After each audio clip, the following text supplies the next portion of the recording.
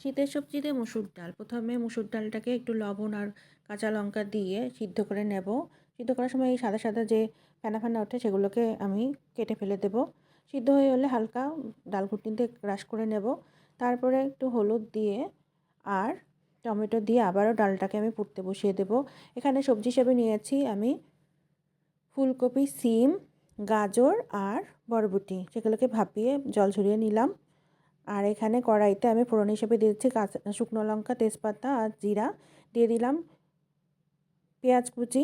ভাপিয়ে রাখা সবজিগুলো দিয়ে বেশ ভালোভাবে ভেজে নেব। সামান্য একটু লবণ হলুদ দিয়েছি ভাজার জন্য।